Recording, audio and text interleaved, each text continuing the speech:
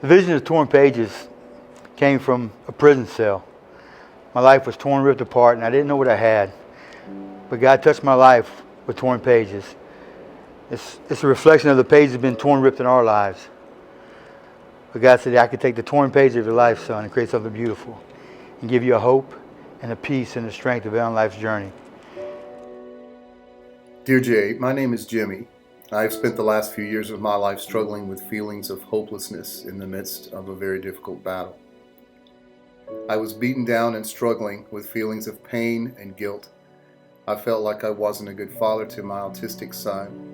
I felt like I was failing at being a dad. These feelings pushed me towards using drugs and alcohol to escape my emotions. Today, thanks to the message of hope, peace, and strength from Torn Pages, I am in a new life chapter.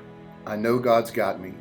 I don't need to despair because the shackles of addiction have fallen off by the grace of God. I hang my torn pages in the rearview mirror of my truck so that as I drive, I'm reminded of the hope I have in Jesus. Thanks, Torn Pages. I received a necklace as a birthday gift and fell in love with a beautiful story. My Sunday school class took a trip to Jerusalem and used Torn Pages as a fundraiser. Little did we know just how deep the impact would go. While we were there, our Jewish guide noticed our necklaces and bracelets we were wearing. I took it off and shared your story, Jay. The guide's eyes welled with tears and he thanked us for the gift. I experienced a miracle that day. God took a necklace from a prison cell all the way to the foothills of Jerusalem. This gift from God is touching lives globally. Thank you, Jay.